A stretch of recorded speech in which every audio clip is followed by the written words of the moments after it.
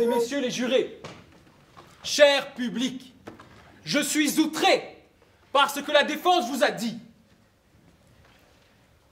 Vous l'aurez compris, l'heure est grave. Nous sommes aux portes de l'enfer.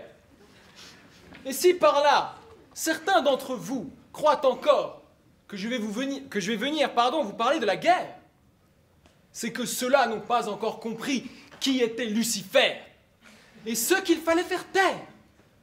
Sur l'oreiller du mal, c'est Satan, Trismégiste, qui berce longuement nos esprits enchantés, et le riche métal de nos volontés est tout vaporisé par ce savant chimiste, disait déjà Baudelaire.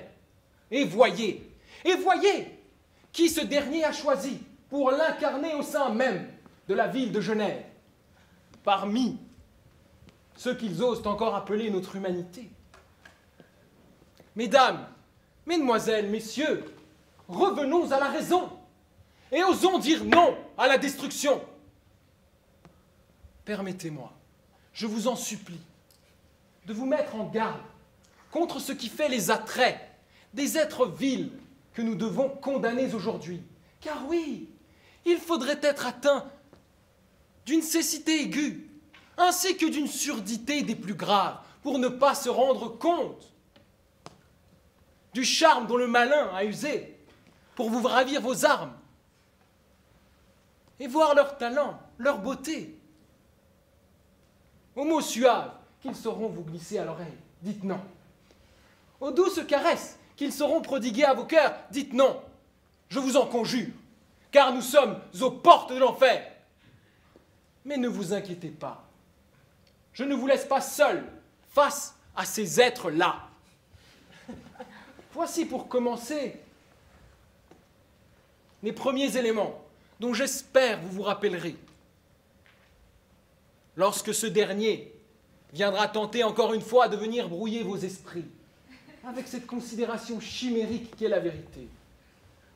Mesdames, mesdemoiselles, messieurs, il m'a été rapporté d'un homme ayant traversé les siècles, pour enfin finir par marquer le nôtre, qu'il fut un temps, bien que très lointain, où l'avocat satisfaisait encore aux raisons de sa création.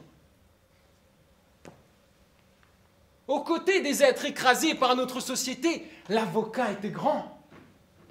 Il était le compagnon des solitudes, le défenseur des libertés, l'écrin des plaintes des damnés. Il était le symbole de ceux qui voulaient tendre à incarner la noblesse de notre humanité. Il était ce qui nous permettait de regarder les dieux avec fierté, en leur disant, avec un sourire au coin des lèvres, que oui, nous n'avons pas oublié ce pourquoi nous avons été créés. Que oui, jamais, nous ne nous laisserons gagner par la cupidité et la lâcheté. En somme, ce qui nous donnait notre épaisseur. Et regardez ce qui leur est arrivé. Du mur inébranlable qu'ils représentaient, ils sont passés à marchepied, pour cela même qu'ils étaient censés freiner. Les nobles et inestimables convictions que nous défendons, ils les ont échangées contre une maigre poignée du métal de la discorde. Ils ne sont plus que des rats qui cherchent par quelque moyen que ce soit à éviter la souffrance contre laquelle ils étaient censés s'ériger. Ils sont devenus insignifiants. Insignifiants. Alors, Madame Ochodine, lorsque vous venez me dire qu'il n'est qu'une victime et que ses actes de langage n'auraient rien pu changer, je vous regarde en face, regardez-la en face, et demandez-lui si l'homme de Tiananmen n'a rien changé, ce jeune étudiant chinois qui a tenu tête face au monstre de métal. Demandez-lui si Nikola Tesla n'a rien changé, cet ingénieur à qui nous devons la lumière, qui vient nous éclairer ce soir, et qui a tenu tête face au lobby d'antan. Demandez-leur, demandez-lui, et vous verrez, j'en suis sûr, qu'elle ne saura même pas qui sont ces anges incarnés. Eh bien, moi, je vais vous le dire. Ils sont les avocats que tous ont failli à devenir. Certes, ils n'ont pas pour arme la rhétorique. L'un a usé du silence et de la prestance, alors que l'autre, lui, a usé de la science. Mais la vraie question est à quand vous userez-vous de votre éloquence pour cette même cause? Oui, je vous ai parlé de la souffrance, celle-là même que nous participons à enrober en n'osant pas l'affronter. Ou plutôt, devrais-je dire, pardonnez-moi, que Busiris a participé à engendrer, lui, cette vile sage-femme du chaos. Voilà maintenant de quoi j'aimerais vous entretenir, du chaos. Le deuxième élément que j'espère vous garderez à l'esprit lorsque viendra ce moment funeste de la dernière plaidoirie. Regardons notre histoire et dites-moi si c'est au scepticisme, au retournement de veste que défendra l'adversaire, à qui nous devons ce que l'homme et les femmes ont créé de plus beau. Les ingénieurs, pour parler encore d'autre chose, viennent-ils frapper les fondements de la chapelle Sixtine en croyant par ce biais la renforcer? Enfin, les paysans, viennent-ils jouer des allumettes au milieu de leur grange, remplie de ce foin qui nourrira leur bétail, et nous tous de manière indirecte? Le font-ils? Eh bien, mesdames, cette beauté dont je vous parle et que vous incarnez, eh bien, messieurs, cette stabilité dont je vous parle et que vous incarnez, et toute cette nourriture que nous nécessitons tous pour exister, ne sont rien d'autre que les représentations réelles du droit dans notre société, à savoir un édifice immense que nous tous avons participé à monter. Mais sachez qu'il peut s'effondrer. Il peut s'effondrer. Pour cette raison, ce qui ne va pas droit est tordu. Alors, lorsque ce cher Bouillaguet viendra tordre les mots, dites-lui non. Car ce qu'il sème au passage, c'est cet acte de langage particulier, celui qui n'augure que mauvais présage. C'est le lierre de nos maisons. Oui, il embellit ce que nous construisons, bien sûr. Il a un certain charme, il est beau. Mais pour combien de temps? Combien de temps? À quand le moment où cette plante parasite aura eu raison de votre bâtisse? Car oui, c'est ce qu'elle est, l'origine de l'effondrement de bien des foyers. Et j'entends parler ici du lierre, et non pas de mon cher confrère. Y a-t-il plus important foyer que notre humanité?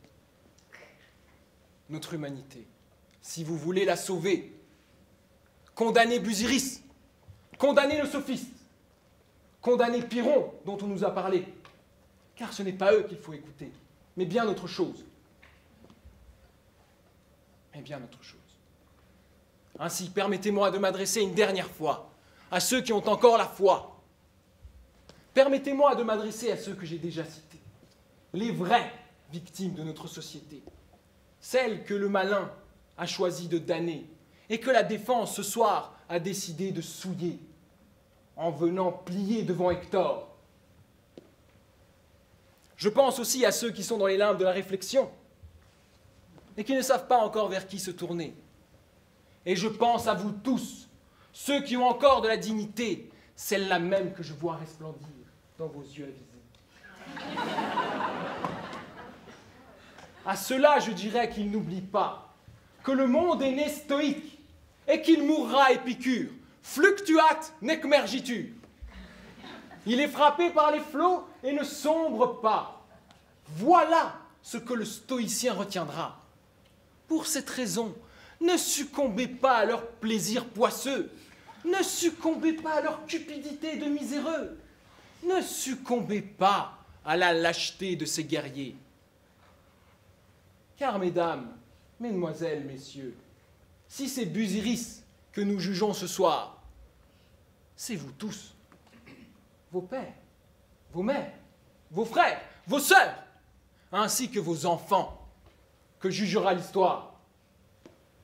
Choisirez-vous la raison ou la destruction? Écouterez-vous Pyrrhon venir vous brouiller l'esprit? Ou alors tendrez-vous l'oreille à cette douce litanie qu'est l'harmonie? Elle m'a parlé du cheval de Troie. Eh bien, je vous le rends. Je n'en veux pas. Et je le laisserai être consumé par notre soleil. Apollon, le maître de l'harmonie. Et je vous en conjure, refermez cette porte des enfers qu'eux ont ouvert. Je vous remercie.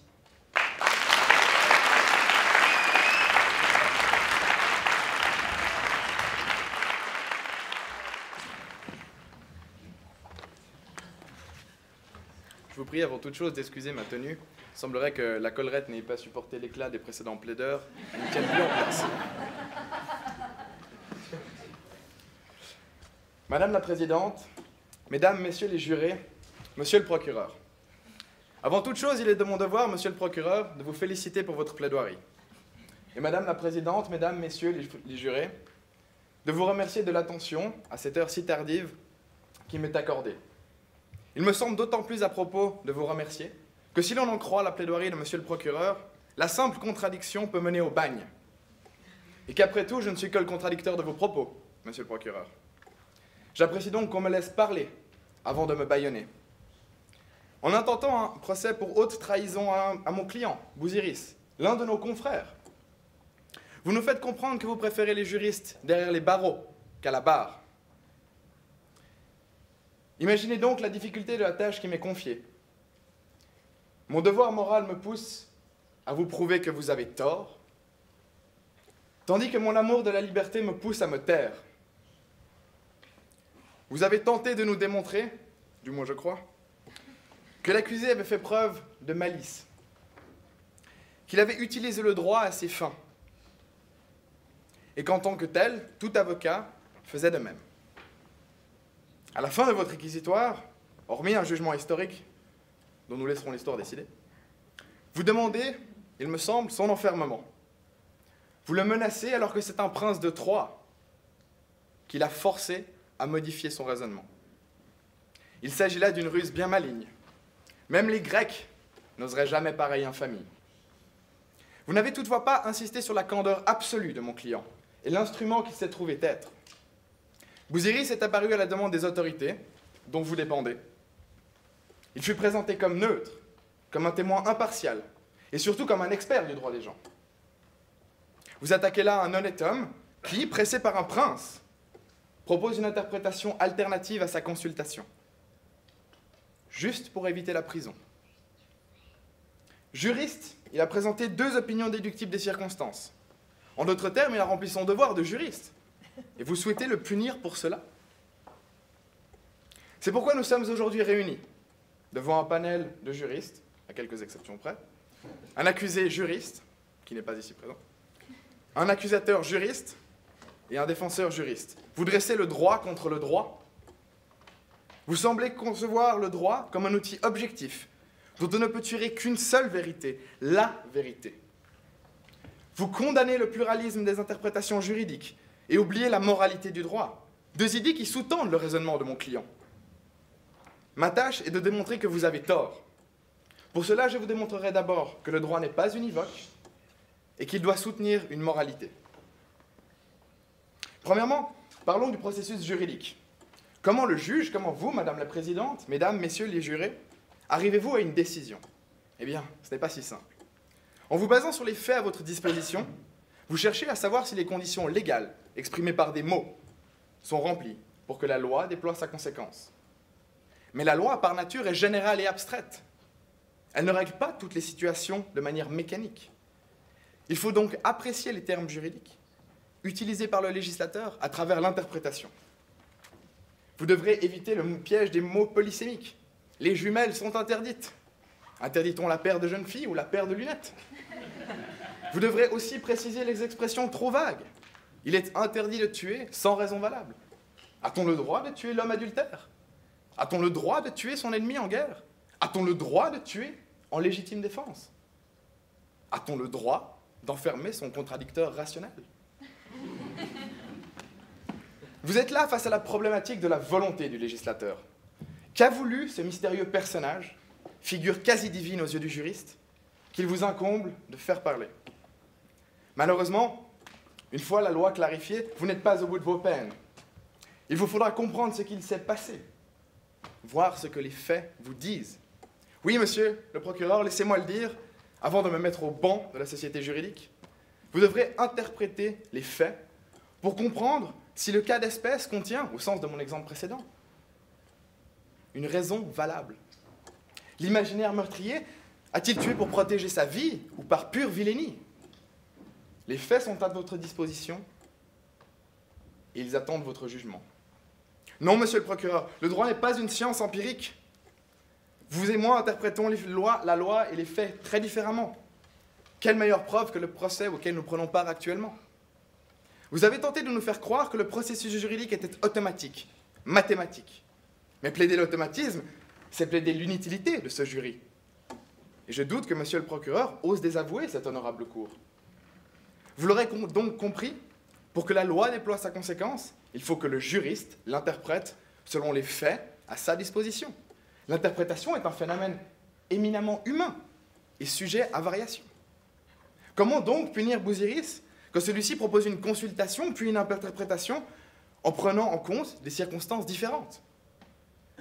Comme la présence de la nymphe protectrice à l'avant des trirèmes grecs, qui rend la position des navires inoffensive et leur visite soudainement féconde. Vous avez sûrement lu le dossier, vous savez de quoi je parle.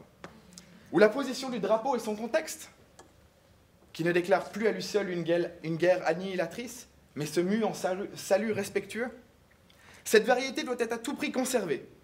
La flexibilité du droit, son pluralisme, permet aux juristes d'effectuer des choix. Quelle interprétation favoriser? Pour effectuer ce choix, et c'est là mon deuxième point, le juriste doit prendre en compte la finalité, le but du droit. Les plus grandes écoles du pays, dont certains membres du jury font partie, enseignent que le droit est le gardien de la paix sociale. Courageusement et en protégeant des intérêts objectifs consacrés par la loi, le droit se fait garant de cette paix nationale et internationale. Il défait ses détracteurs en dernier rempart de l'humanité contre une anarchie incontrôlée. Il ne s'agit pas d'un ensemble de règles absurdes, valides par leur seule existence, et vouées à n'être comprises que par ses praticiens. Le droit est un bouclier, un instrument, légué aux juristes par les politiciens, afin que les premiers soient les gardiens des valeurs consacrées par les codes. Dès lors, quand un juriste propose des interprétations, il ressort du devoir moral qui nous incombe à tous, de nous demander quelle est l'interprétation qui sauvegarde le mieux ce but salvateur. Mais revenons un instant à l'homme qui nous occupe et à sa situation. Bousiris a proposé une consultation et une interprétation. La première valide une guerre qu'il admet lui-même qu'elle sera meurtrière et potentiellement destructrice pour notre civilisation, comme ce fut le cas dans de nombreuses situations, notamment à Ophir ou à Magnésie. La deuxième permet la paix, la vie, l'harmonie. Comment condamner l'harmonie, la vie, la paix, et le faire en clamant que c'est là le juste, que c'est ce que la justice réclame? Monsieur le procureur glorifiera les mérites d'un honneur troyen légendaire et impersonnel qu'il faudrait salir sous aucun prétexte, fondant la trahison de mon client. Je vous demande pour ma part humblement d'apprécier les conséquences humaines de son interprétation. Refuser de condamner le juriste, c'est accepter que le droit ne s'applique pas machinalement, sans égard à son résultat. Refuser de condamner le juriste, c'est faire triompher la pluralité et l'humanité. Mais concluons. Bousiris a été déloyal. Vous l'accusez donc de haute trahison pour qu'un tel comportement ne se reproduise plus. Paradoxalement, je suis la preuve vivante et parlante, encore pour quelques instants, que vous avez soit tort, soit que ce n'est pas votre dernier acte d'accusation. Bousiris fait défaut à votre loyauté sous l'impulsion d'Hector, qui l'a encouragé à trouver des arguments qui sauvegardent la paix et des vies d'hommes, de femmes, d'enfants, au lieu de sauvegarder un honneur institutionnel. Vous l'avez compris, ce procès est un procès qui dépasse largement des considérations purement individuelles. C'est le procès d'un système, d'un idéal. Bousiris n'est qu'un symbole de la destruction systématique du droit que certaines sphères politiques veulent imposer. Bousiris ici est l'outil du Sénat, comme le droit devrait être l'outil de la moralité. Il semblerait que certains, proches du pouvoir, aient oublié ces considérations existentielles, en faisant taire un honnête juriste, qu'ils aient oublié que le droit sert une moralité générale, publique, et pas leurs intérêts propres, qu'ils cherchent, par conséquent, à forger dans le droit la légitimité de la mort par le glaive grec. Madame la Présidente, Mesdames, Messieurs les jurés, je vous demande donc de déclarer Bousiris innocent, de l'acquitter de toute peine, au motif qu'il n'y a pas lieu d'intenter un procès au système qui nous garde de la barbarie. Nous ne sommes pas grecs après tout.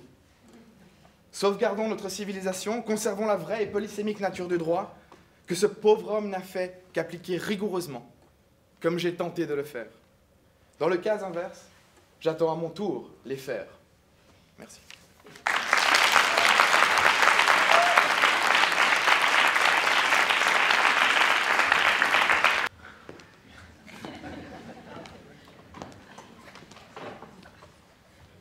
Chers confrères, si j'ose encore vous appeler ainsi, ne m'avez-vous pas entendu parler? Ne m'avez-vous pas entendu tenter de vous sauver? Vous fuyez en toute félicité encore une fois. Pourquoi dis-je cela? Bien, regardez tout d'abord. Même sa collerette l'a abandonné, à croire que l'avocature ne veut plus de lui. Enfin, je suis navré, mais vous n'avez pas compris.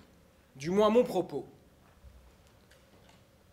Ce de quoi j'accuse Busiris, c'est de croire que sa vie vaut plus que celle de toute notre humanité. Pour cette raison, je vais venir vous parler de guerre. Je voulais l'éviter, mais il va le falloir. Puis je vous parlerai d'harmonie. Et enfin, je viendrai revendiquer une dernière fois ce pourquoi nous sommes là. Voyez, ceci est mon arme, et par elle, je construis le monde. Et vous, ne voyez-vous pas que les ruines troyennes ne sont rien d'autre que le prélude de toute cette haine qui découle du brouillage d'esprit auquel vous vous adonnez constamment? Lorsque je vous parle d'harmonie, permettez-moi de parler un minimum de biologie. Voyez, mesdames, mesdemoiselles, messieurs, que votre corps est habité par 30 000 milliards de cellules et que chacune communique merveilleusement bien l'une avec l'autre pour faire tenir cet amas de matière que vous voyez devant vous. Il suffirait d'une seconde, d'un millième de seconde, de brouillage, celui-là même auquel il joue, pour que je disparaisse. Parlons de notre planète. Il suffirait d'un seul degré, un seul, ou deux, allons, soyons gentils, pour nous voir tous disparaître. Enfin, regardez la cosmologie. Il suffirait d'une météorite, une seule, pour nous voir à nouveau tous disparaître. Mais cela ne se passe pas, car la nature a choisi le côté de l'harmonie. Cette arme, je dois l'user dans ce sens. Je dois tenter de construire un monde qui tienne debout, et non pas constamment venir en détruire ses fondements par des questions inutiles. Ils vous diront qu'elles le sont pour ses propres raisons. Je terminerai en vous rappelant pourquoi nous sommes là. Nous sommes ici pour que le monde éradique tout simplement cette philosophie que Busiris soutient. Et je pensais vous renvoyer votre cheval de Troie, car à voir à quel point il aime les Grecs, je pensais lui faire un cadeau sans aucune mesure en l'invitant gentiment à retourner vers leur côte. Mais voyez, à nouveau il change d'avis et il veut rester. Il faut savoir sur quel pied vous voulez danser. Merci.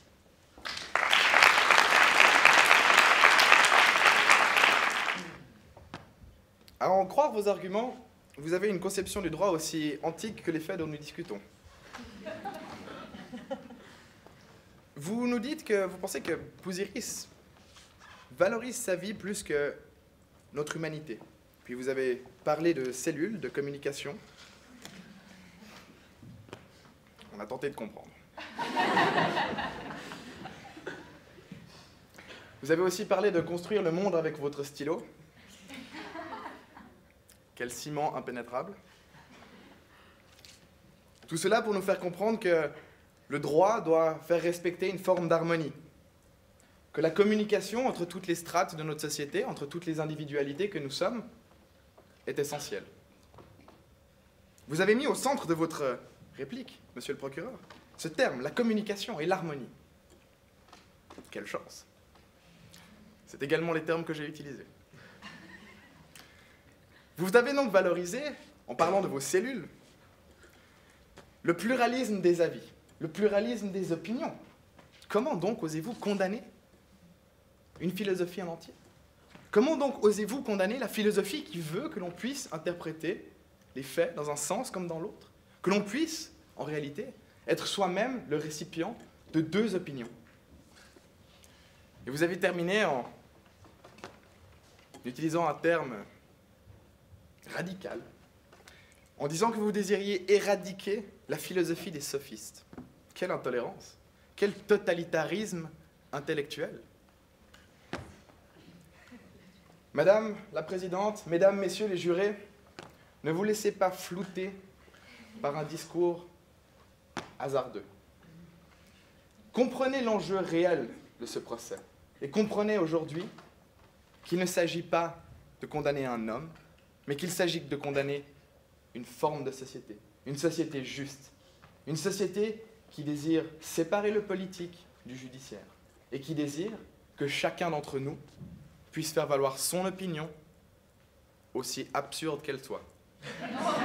Merci.